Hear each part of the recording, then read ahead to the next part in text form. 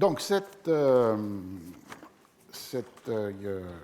hasard de la coïncidence de la mort dans le mois d'avril de 1616 de Shakespeare et Cervantes a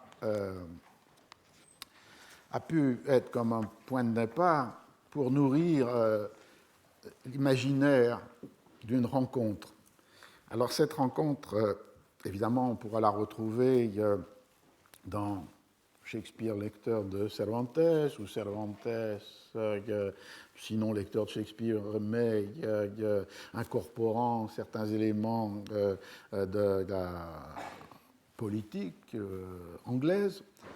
Mais surtout, cette rencontre, elle peut entraîner des parallèles entre les deux œuvres. Et finalement, elle a pu aussi susciter une imagination d'une rencontre réelle, d'une rencontre dans l'existence entre les deux auteurs. Et ce mythe d'une rencontre entre Shakespeare et Cervantes, qui dialogue, qui échange, on le trouvait dans de très nombreux témoignages ou traces. Par exemple, un film. Il y a un film espagnol de 2007 qui a pour titre Miguel y William et qui narre la rencontre et le fait que les deux auteurs sont amoureux de la même femme, Léonore. C'est un film d'une réalisatrice qui s'appelle Inès Paris. Ou bien dans un texte publié en 2011 par Robin Chapman, Shakespeare's Don Quixote, le Don Quichotte de Shakespeare, où il y a, le genre se donne comme a novel in dialogue, un roman sous forme de dialogue, et où Shakespeare et Cervantes sont spectateurs d'une représentation du Cardenio, inscrit par l'un dans le Don Quichotte et mis en scène par l'autre avec la collaboration de Fletcher. Mais ce que je voudrais plutôt suivre de plus près aujourd'hui, c'est un troisième texte, et qui est une nouvelle d'Anthony Burgess. Anthony Burgess, l'auteur de Orange Mécanique, et qui a pour titre Une rencontre à Valladolid. C'est un texte récent. Il avait été publié pour la première fois en espagnol dans une traduction d'un auteur fameux, contemporain espagnol, Javier Marías. Et il a été publié dans le supplément du journal El País, dans El País Semanal du 23 juillet 1987. Burgess a repris ensuite l'original, donc le texte qu'il avait écrit en anglais, dans un recueil de ses nouvelles qui a pour titre The Devil's Mode, le mode du diable, le mode au sens musical, puisque ce qui donne son titre à l'ensemble du recueil, c'est pas la rencontre à Valladolid, c'est de Shakespeare et Cervantes, c'est une autre nouvelle où on voit Debussy inventer le début du prélude pour l'après-midi d'un faune avec ce qui était considéré comme le mode du diable. Et la nouvelle qui ouvre ce recueil est celle de la rencontre à Valladolid. Et le texte a été traduit en français par Françoise Adelstein dans la traduction de l'ensemble des nouvelles qui constituent le mode du diable, The Devil's Mode, est publié par Grasset en 1999. Alors ce que je voudrais essayer de faire, c'est un exercice un peu bizarre, c'est-à-dire en fait de lire cette fiction qui est à la fois magnifique et érudite, en relation avec les données historiques ou les références littéraires dont s'empare Burgess, mais évidemment en les transposant, les transformant, les déplaçant. Et c'est donc un jeu sur cette fiction d'une rencontre, mais enracinée dans un terreau qui est un terreau historiquement authentifié, que je voudrais essayer de suivre. Alors, le texte commence par les phrases suivantes. Donc, le texte de Burgess de 1987, première édition, il a peut-être été écrit avant, ça je ne sais pas. La délégation britannique débarqua à Santander par un temps infect. De là, il devait gagner Valladolid à cheval et dans des voitures de location. Ils furent accueillis sur le quai par quelques émissaires de la cour d'Espagne et un interprète nommé Don Manuel de Pulgar Garganta, dont l'attention ne se porta pas tant sur Milord ceci ou le duc de cela que sur un groupe d'acteurs qui, l'air navré, surveillaient avec angoisse le transport vers le rivage de leur propre chariot par un bateau ivre que manœuvraient des rameurs basanés. Le début, évidemment, est lié à un fait historique. Le fait historique est celui du traité de paix entre l'Angleterre, à l'arrivée sur le trône au début du XVIIe siècle de Jacques Ier, Jacques VI d'Écosse, et l'Espagne. Et ce traité de paix, qui mettait fin à des années de guerre, dont l'épisode le plus marquant avait été celui de la tentative d'invasion de l'Angleterre par les Espagnols en 1588, avec l'invincible mais vaincu Armada, avait eu deux temps. Un premier temps à Londres, 1614, entre le 9 et le 27 août, le connétable de Castille, Juan Fernández de Velasco, avec 234 gentilshommes espagnols, était venu à Londres pour établir les articles du traité de paix et le serment du roi d'Angleterre, Jacques Ier, à ce traité. Durant ce séjour, on sait qu'un programme de divertissement avait été offert à l'ambassade espagnole, dont le responsable était le comte de Southampton, le dédicataire des deux poèmes de Shakespeare dans les années 1593-1594, Vénus et Adonis et le viol de Lucrèce, et qu'il y avait eu des représentations de théâtre données par les hommes du roi, de King's Men, donc sans doute Shakespeare, face à cette délégation imposante espagnole.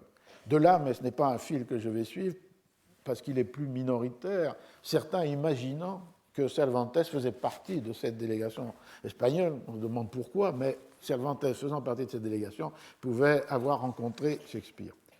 Le deuxième moment de cette paix, c'est entre le 6 avril et le 20 juin 1605, l'ambassade anglaise en Espagne.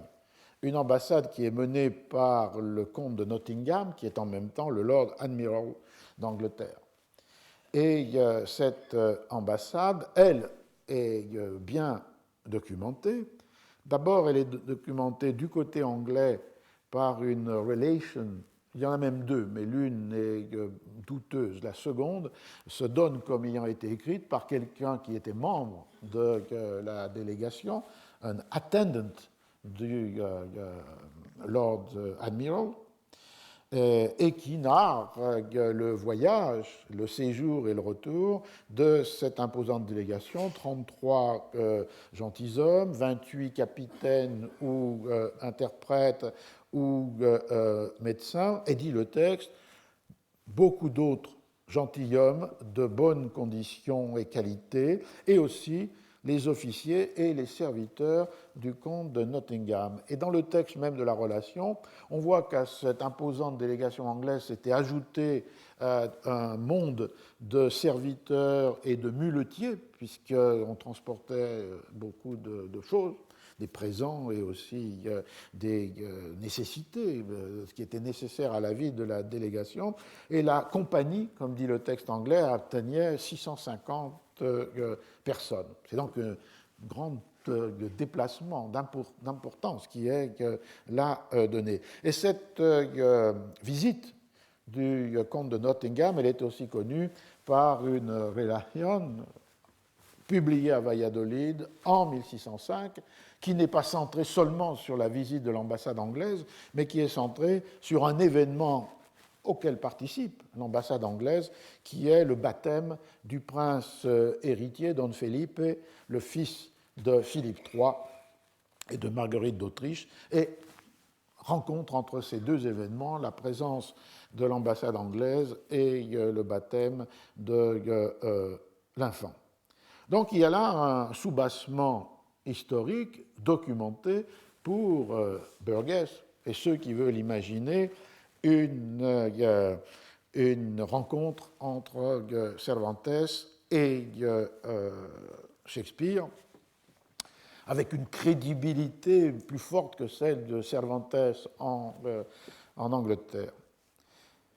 On voit dès les commencements de cette nouvelle comment Anthony Burgess va jouer avec cette réalité historique. Je pense qu'il a lu la relation anglaise de 1605. D'abord parce qu'un premier écart sans grande importance, mais que la délégation n'a pas débarqué à Santander, mais a débarqué à La Coruña, ou en galicien à Coruña, qui est dans le texte anglais désigné comme la ville de Groyne, G-R-O-Y-N-E, et qui donne lieu à une première réception fastueuse des Anglais. Et surtout, il invente cette présence des acteurs que rien n'atteste dans la relation. S'il est vrai qu'ils ont joué à Londres pour les Espagnols, rien ne dit qu'il y avait une partie ou la totalité de la troupe des Kingsmen qui s'était rendue avec Nottingham en Espagne. La seule toute petite trace possible d'un fil entre les deux est la présence dans la délégation anglaise de George Buck. Et George Buck était un des assistants du Master of Revels. Le Master of Revels, c'est cet office à la cour de celui qui est en charge à la fois d'organiser les divertissements et de censurer, au sens d'accepter ou non, les pièces de théâtre jouées à la cour et puis ensuite même à Londres ou dans la totalité de l'Angleterre. À l'époque, le Master of Revels est Edmund Tilney, qui n'est pas dans la délégation en Espagne, mais cette présence de George Buck donnait un élément théâtral dans la délégation. Ils vont effectivement assister à des spectacles de théâtre, mais sans que les Anglais, nulle part, soient mentionnés comme ayant donné des spectacles de théâtre. Donc c'est la distorsion fondamentale qui permet à Burgess de faire voyager Shakespeare jusqu'à Valladolid. Et il mentionne, tout de suite après ce début, cette entrée en matière, le nom de ceux qui sont là, et les trois premiers noms sont les noms de trois des plus fameux comédiens de la troupe du roi, Robert Armin, qui jouait les rôles de clown, Richard Burbage, on l'a vu, un des ceux qui reçoit l'argent pour un anneau de deuil dans le testament de Shakespeare, Shakespeare lui-même. Et d'ailleurs, un Shakespeare doublement malade durant toute cette nouvelle, parce que d'une part, il a très mal supporté le voyage, et d'autre part, il ne supporte pas du tout la cuisine espagnole. Donc, il est constamment pris par des douleurs épouvantables devant cette double mal au cœur. On voit que un des thèmes qui va devenir un thème fondamental de la nouvelle, c'est le thème de la langue, de la communicabilité ou de l'incommunicabilité, puisque tout de suite, ces Anglais sont accueillis par celui qui va être leur interprète, Don Manuel de Pulgar Garganta. Pulgar, c'est le pouce, Garganta, c'est la gorge, donc c'est M. Pouce-Gorge qui les reçoit. On n'a aucune attestation historique, mais d'entrée de jeu est mis en place ce thème, parce que derrière la fiction qui est extrêmement amusante, derrière il y a des thèmes extrêmement sérieux. Le premier est celui-là, celui de communicabilité, incommunicabilité, et pour un cours comme celui-ci sur les rapports entre Espagne et Angleterre, c'est un point fondamental, le point des interprètes, des traductions, des connaissances des langues ou des méconnaissances des langues. Et d'entrée de jeu, on voit que cet interprète est rendu nécessaire par l'ignorance du castillan qu'affirme aussi bien que Burbage que Shakespeare. Ce qui n'était pas nécessairement une réalité historique forte. Burgess en a besoin parce qu'on va voir que le thème est récurrent, ce thème de traduire, ne pas traduire, comprendre, ne pas comprendre, connaître, ne pas connaître. Mais dans la réalité historique, l'espagnol était assez largement connu dans les milieux aristocratiques ou intellectuels de l'Angleterre du début du XVIIe siècle. On sait par exemple que plusieurs nobles comme Walter Raleigh ou Harrington connaissaient l'espagnol. On sait que parmi les écrivains, Fletcher connaissait l'espagnol, mais c'était le cas aussi de John Donne ou de Thomas Middleton. Donc il y a cette connaissance de l'espagnol, langue de l'ennemi, mais aussi langue de l'innovation littéraire, roman de chevalerie, roman picaresque, et en même temps langue qui pouvait, dans un temps où en Angleterre on cherchait à réformer l'orthographe ou les graphies, de façon à faire que ce qui se dit s'écrit et ce qui se dit se prononce, ce qui s'écrit se prononce, sans écart, alors que les langues comme l'anglais avaient de très nombreuses lettres qui ne se prononçaient pas. Donc il y a toute une obsession pour une réforme des graphies qui permettrait cette adéquation plus grande entre dire et écrire. Et l'espagnol paraissait, le castillan paraissait comme une des langues où cet écart était le moins grand possible, la moins imparfaite des langues où le rapport entre diction et graphie était le plus étroit. Il y a donc toute une série de raisons pour lesquelles l'espagnol, à l'époque castillan et espagnol peuvent être confondus. Le trésor de Covarrubias, qui est le premier dictionnaire de la langue espagnole, a pour titre Tesoro de la lengua castellana o española. Donc il y a une synonymie qui ensuite pourra se dissoudre entre castillan et espagnol. Mais dans ce cas-là, il y a une connaissance. Donc ici, Shakespeare et Burbage ne sont pas de bons représentants de ce que serait la connaissance de l'espagnol dans des milieux, y compris des milieux intellectuels ou littéraires. Ils ont donc recours à un interprète. Une notation intéressante de Burgess et de suivre un autre chemin qui n'est pas seulement le chemin des interprètes, mais le chemin des langues partagées, des langues communes. Et dans ce cas-là, je cite, dit l'interprète espagnol, « Vos nobles seigneurs et les nôtres se comprennent assez bien à ce que j'entends dire dans la langue toscane. » Et le thème revient plus loin, comme si le toscan était une de ces langues médiatrices que l'on pouvait utiliser, ce qui renvoie sans doute, et dans les textes du temps, les références à l'Arioste sont permanentes, à une connaissance à partir de la littérature du toscan. Donc l'arrivée telle qu'elle est décrite par Burgess. Ensuite, l'arrivée à Santander, en fait, La Coruña, tout cet ensemble de la délégation se transfère à Valladolid, qui est le siège de la cour d'Espagne depuis 1601.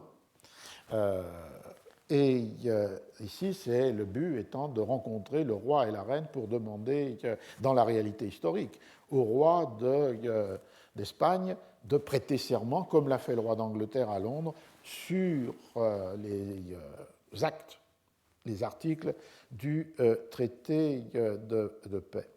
Mais ce passage de Santander, La Coruña à Valladolid ne fait pas oublier à Burgess ce thème des langues et de la traduction. Il apparaît à deux moments. Lorsqu'ils arrivent à Valladolid, il y a un sermon, qui est un sermon en latin.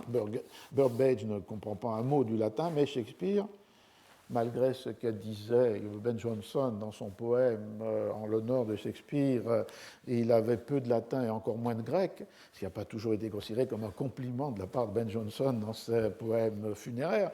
Néanmoins, dans la fiction de Burgess, Shakespeare est capable de traduire le sermon, et ce sermon appartient à ce genre de la dénonciation par les clercs espagnols de l'hérésie qu'il attribue au calvinisme. Alors les personnages de la nouvelle font remarquer que l'Angleterre n'est pas calviniste, parce que, comme le dit Burgess, Calvin égale puritain, enfin, comme le dit Burbage, Calvin égale puritain égale fermeture des théâtres. Donc, ils sont peu portés au calvinisme.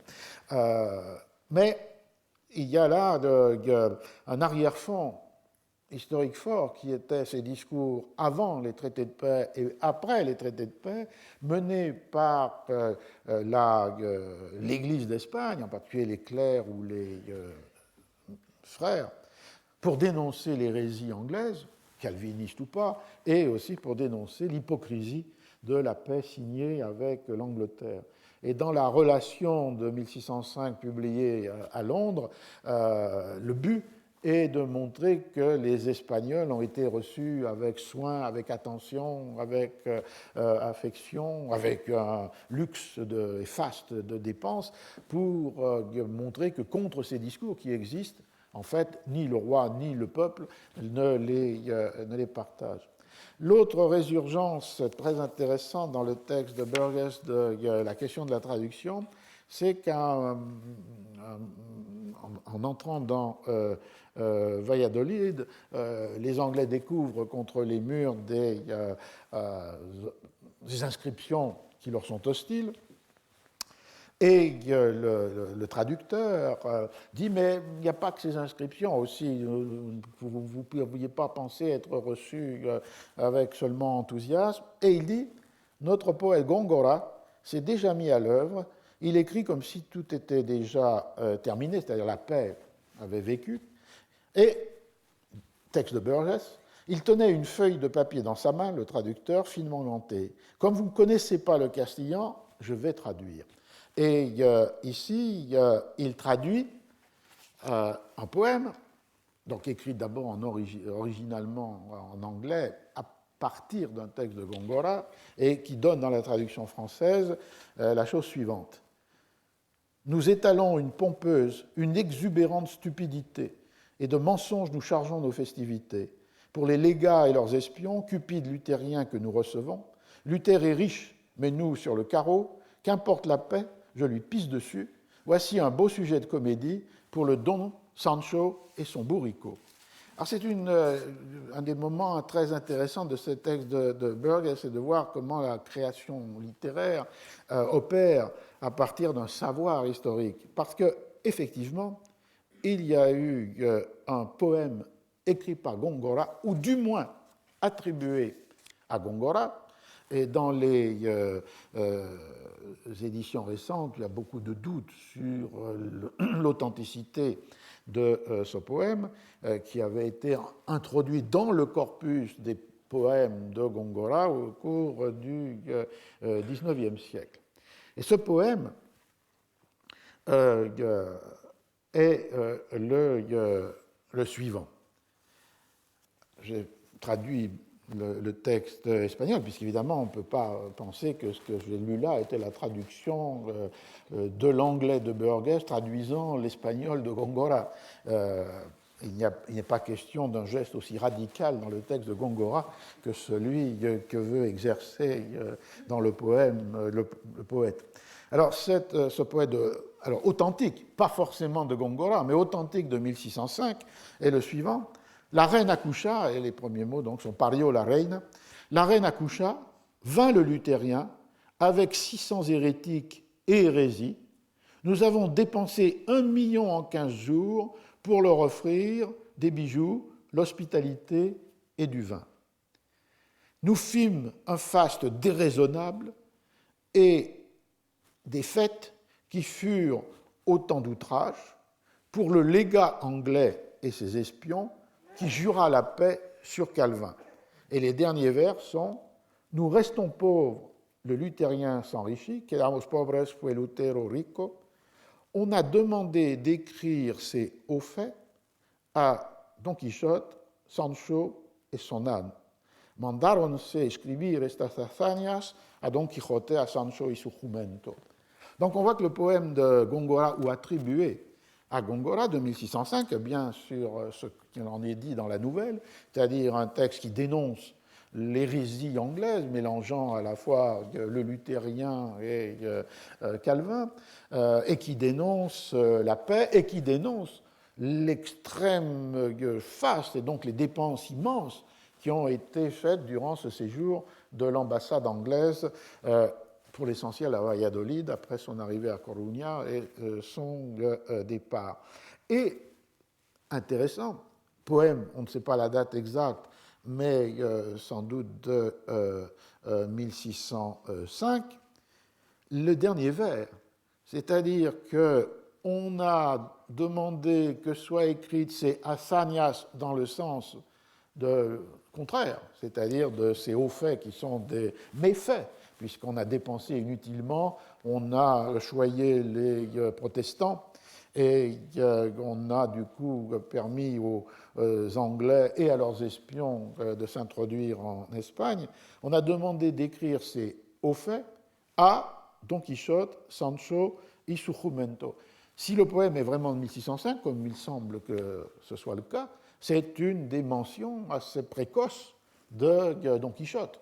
Don Quichotte a été imprimé à la fin de 1604. La tassa et le fait des errata sont de décembre 1604, et donc a commencé à circuler à Valladolid, à Madrid et dans d'autres villes à partir de début de 1605.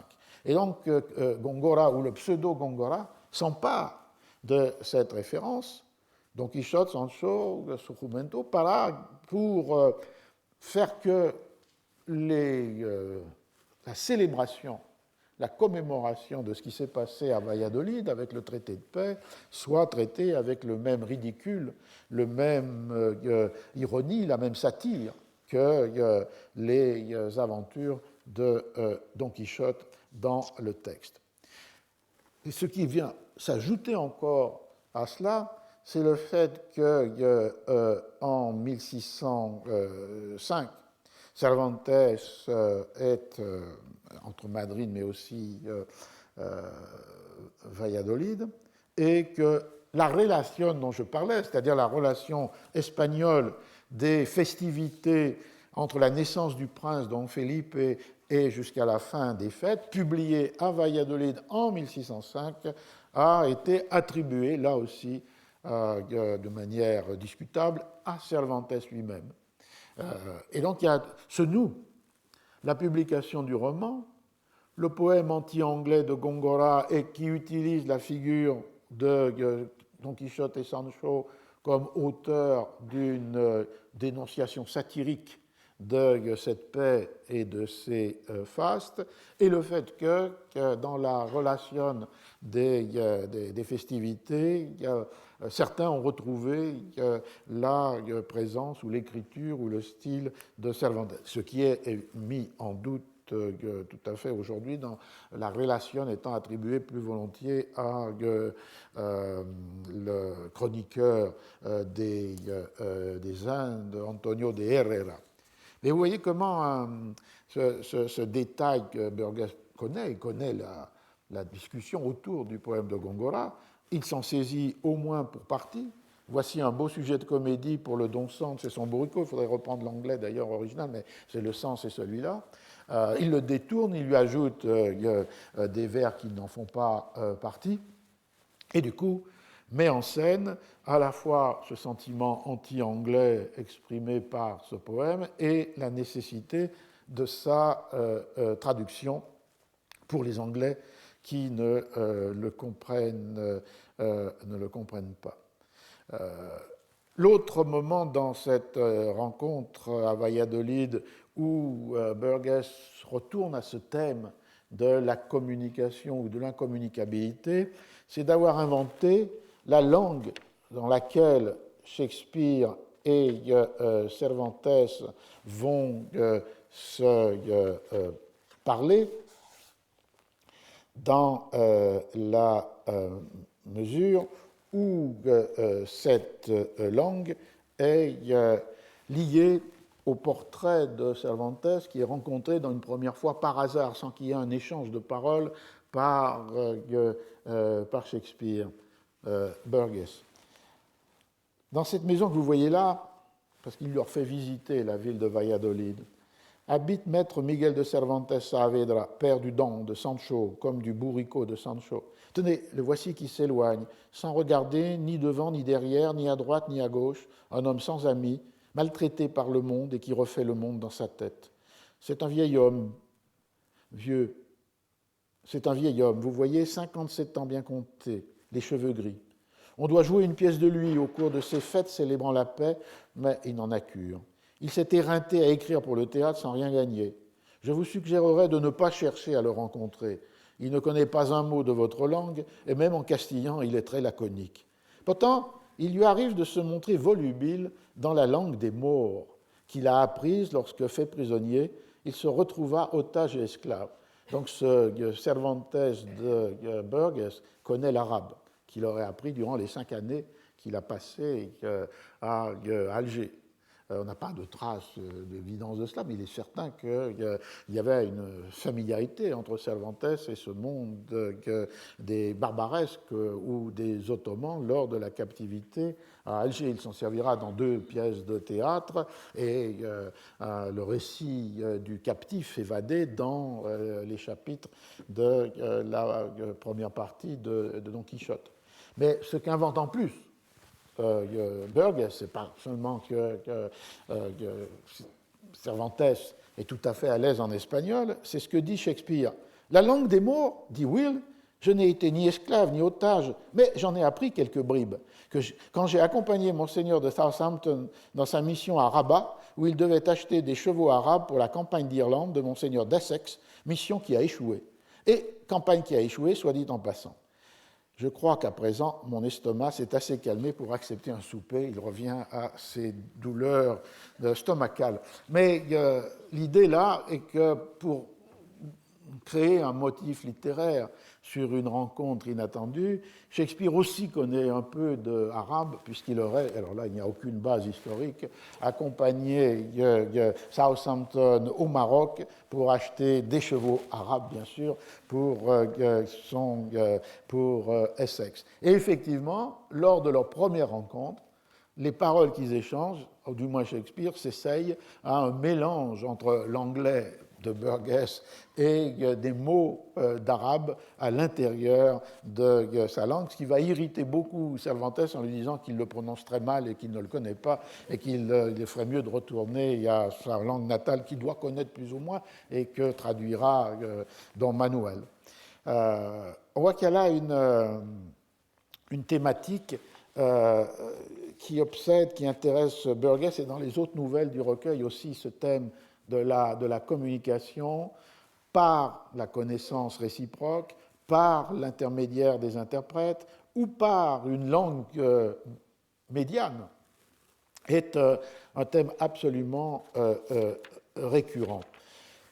Alors, quand ils sont à Valladolid, va apparaître un autre motif dans la nouvelle de Burgess, et qui est un motif qu'on pourrait dire du seuil différentiel de tolérance à la cruauté. Dans la mesure où ce que les Espagnols ont prévu comme divertissement pour les Anglais, c'est entre autres une course de taureaux, une corrida. Dans le dictionnaire de Covarrubias, on emploie seulement la formule el correr de los toros, mais le mot corrida, au sens moderne, apparaît assez tôt, puisque dans le dictionnaire de l'Académie royale, au début du XVIIIe, on a déjà la définition de corrida, course de taureaux.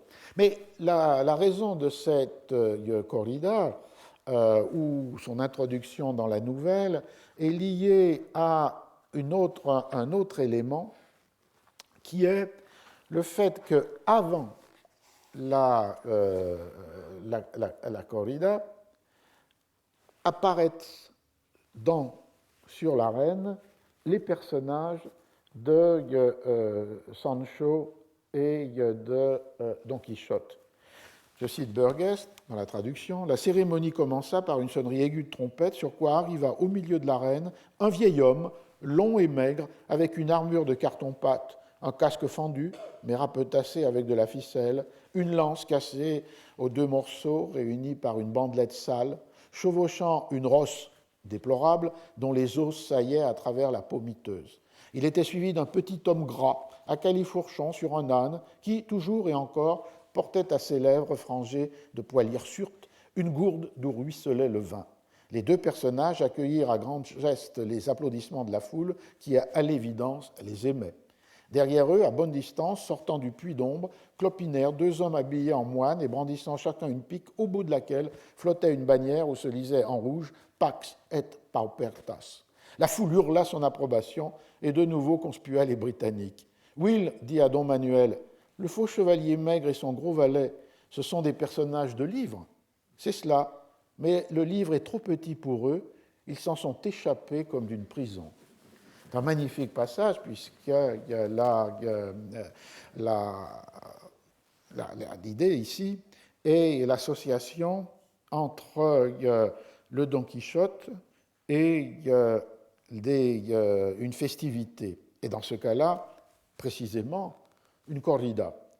Ce qui, historiquement, arriva en 1608, dans l'entrée du duc de Lerma, qui était le principal ministre, le valido de Philippe III, dans la ville de Tudela del Duero, que Lerma avait reçu pour accroître ses domaines.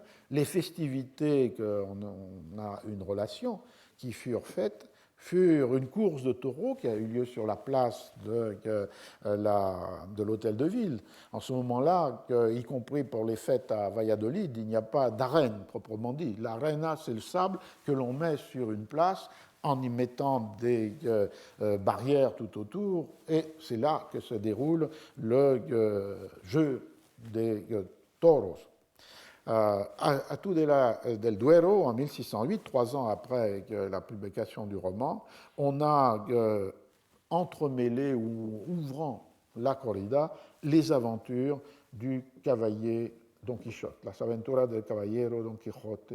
Donc il y a bien là aussi un jeu entre cette fiction imaginée par Burgess, la corrida pour les Anglais ouverte par une mascarade de Don Quichotte et Sancho, et ce qui adviendra ultérieurement. Je reviendrai sur ce thème-là de cette présence de Don Quichotte et de Sancho en 1605 en relation avec la corrida.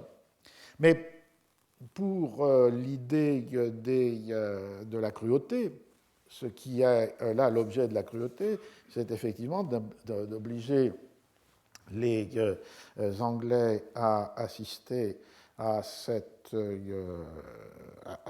corrida. Et l'intolérable, en particulier pour le Shakespeare de Burgess, c'est non pas tellement la mort des taureaux, mais la blessure ou la mort des chevaux, puisque dans cette corrida, comme dans le modèle moderne, il y avait à la fois des chevaliers ou des gentilshommes qui se lançaient à pied, mais aussi qui montaient sur des chevaux qui étaient les victimes des taureaux. Et pour Shakespeare, c'est le seuil de l'intolérable, c'est-à-dire cet massacre ou cet éventrement des chevaux. À l'inverse, dans les réjouissances qui sont prévues durant la séjour, au moins pour Burgess, il y a des représentations théâtrales qui seront données dans la grande salle de l'université. Et la représentation théâtrale imaginée par Burgess, c'est une représentation qui commence dans une première partie par une pièce de Lope de Vega, dont il donne le titre, La boba para los otros y discreta para sí, et qui est effectivement un titre d'une des comédias de Lope de 1613, La Dama Boba, mais le titre complet c'est la boba para los otros, l'idiote pour les autres, mais intelligente ou rusée pour elle-même, et d'autre part une pièce de Shakespeare. Et alors il y a une discussion entre les comédiens pour savoir quelle pièce ils vont représenter, et le choix se porte sur Titus Andronicus. Dans une certaine forme de réciprocité de la cruauté, puisque le choix de Titus Andronicus est ainsi proposé par Shakespeare.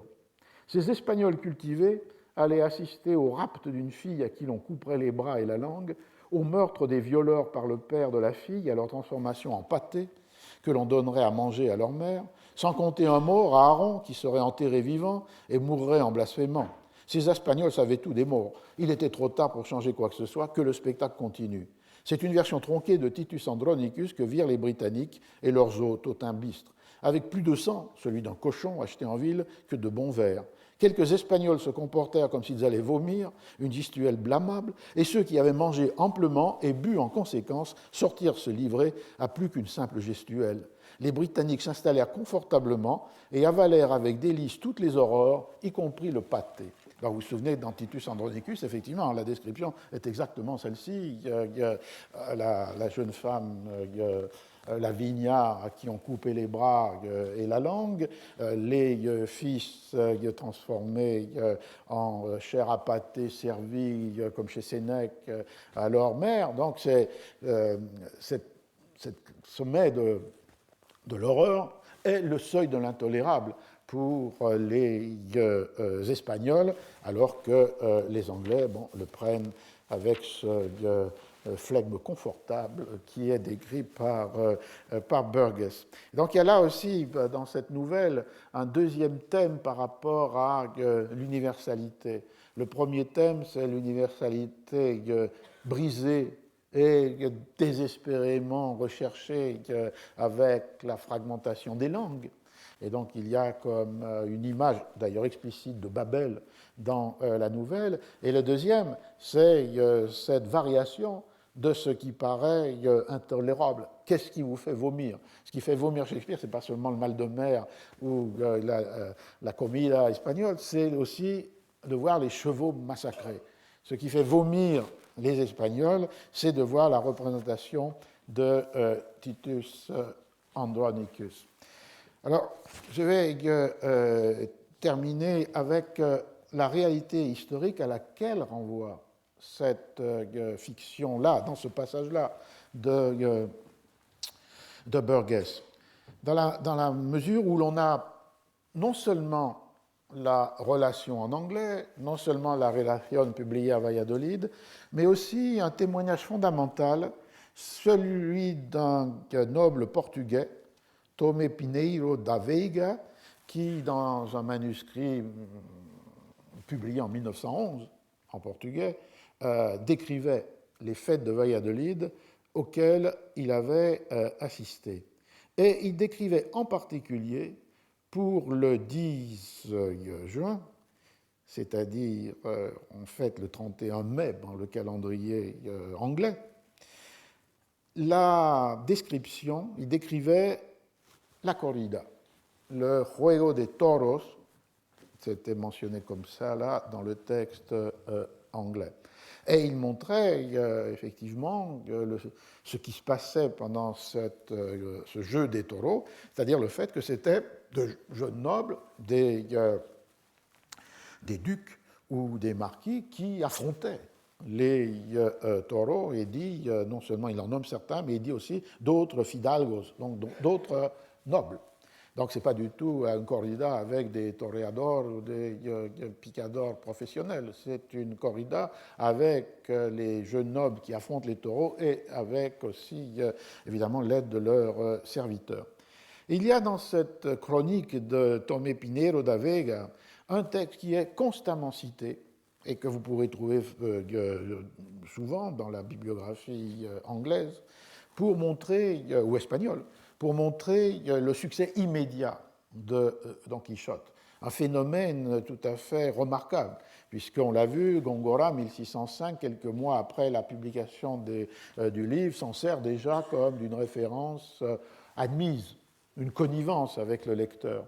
Et le texte de Pinheiro de Veiga est souvent cité pour montrer aussi cette immédiateté, est très souvent cité, peut-être que Burgess le connaissait, comme cela, c'est-à-dire comme si, avant le jeu des taureaux, avant la corrida, on avait eu la présence dans une mascarade de Don Quichotte et de Sancho Panza.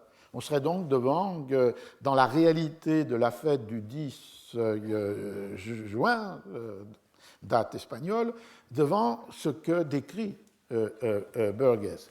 Et en fait, je pense que c'est une erreur, non pas sur l'essentiel, c'est-à-dire Don Quichotte est connu, incorporé, mémorisé, utilisé, convoqué presque immédiatement après la publication, mais sur l'interprétation du texte de Pinheiro da Veiga, et qui peut-être va encore même plus loin dans cette idée d'une réception rapide et puissante que l'idée que l'on a mis en représentation dans l'arène les deux personnages. Parce que ce qu'écrit Pinheiro da Veiga, c'est l'arrivée d'un noble portugais qu'il dit, il arrive seul, sans compagnie, et qui arrive Don Quixote, un Don Quichotte, donc ce personnage avec un grand chapeau, une cape de laine, des chausses de velours, des bottes qui ont des éperons qui battent contre les flancs d'un pauvre roussin, un pobre quartan russo, avec une plaie pour ce malheureux cheval sur l'échine, les harnais d'un coche et la selle d'un cocher. Et il est précédé par un Sancho Panza, qui est l'écuyer de ce noble portugais, qui porte des lunettes, qui est doté d'une grande barbe et qui a au milieu de la poitrine, sur son habit, une croix, habitu de Christ. Et du coup,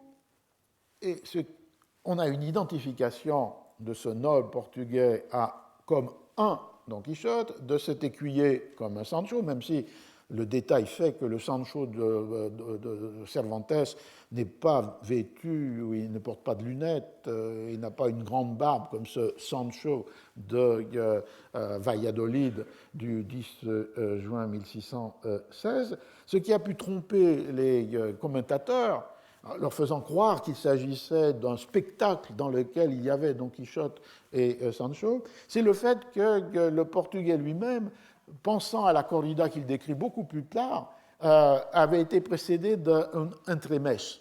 Mais il l'emploie dans un sens métaphorique. C'est un entremès qui est dans son imagination ou son regard. Ce n'est pas un spectacle qui a été organisé.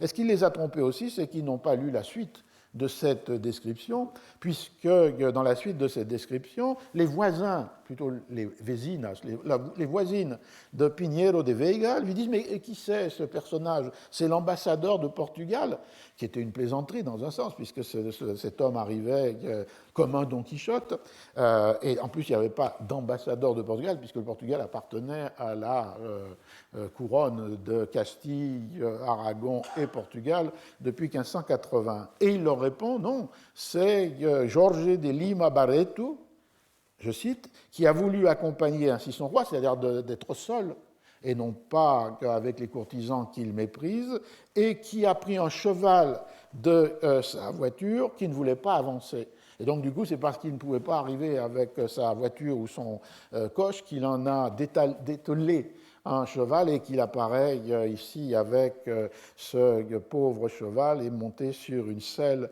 de cocher. Donc on voit que la description dans l'interprétation reste forte, c'est-à-dire qu'au mois de juin 1605, un Portugais à Valladolid qui avait lu Don Quichotte pouvait déjà utiliser mentalement les références à Don Quichotte et à Sancho pour identifier dans la vie réelle un malheureux noble portugais comme un Don Quichotte, et donc du coup d'identifier, même s'il n'y avait pas énormément de points communs, son valet comme un Sancho.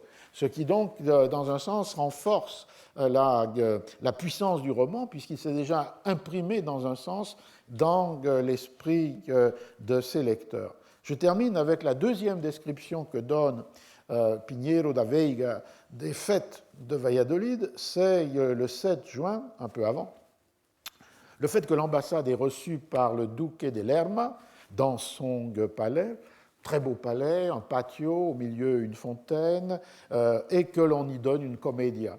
avec, pour protéger les spectateurs, une tente qui est au-dessus de leur tête dans un moment où le soleil frappe très fort. Et ici, ce qui est intéressant, c'est que dans la relation anglaise, on a donné a play, un interlude, il n'y a donc pas de précision de qu'est-ce qui a été représenté, alors que Pinheiro avait dit quelle est la comédia qui a été représentée. Ce n'était pas celle qu'imagine Burgess, la dame à bobo, c'était une comédia qui a pour titre El Caballero de Illescas, et qui est une comédia effectivement de Lope. Alors, je vais arrêter là dans cet exercice pour le terminer la semaine prochaine, de croisement entre, d'un côté, une magnifique fable qui est cette nouvelle de Burgess, inventant la rencontre de Valladolid, et de l'autre côté, les matériaux historiques qui ne nous arrivent pas nécessairement purs et transparents, mais qui nous sont transmis à travers ces trois chroniques des événements, The Relation, publié à Londres en 1605, La Relación, publiée en 1605 aussi à Valladolid, et cette chronique manuscrite, qui a été publiée au début du XXe siècle, de ce noble portugais. Et dans ce jeu entre la fiction contemporaine et la réalité historique ancienne, on voit que peuvent naître un certain nombre d'interrogations, de lieux d'enquête ou de réflexion sur ce qui est le thème de ce cours, Shakespeare et Cervantes. Merci.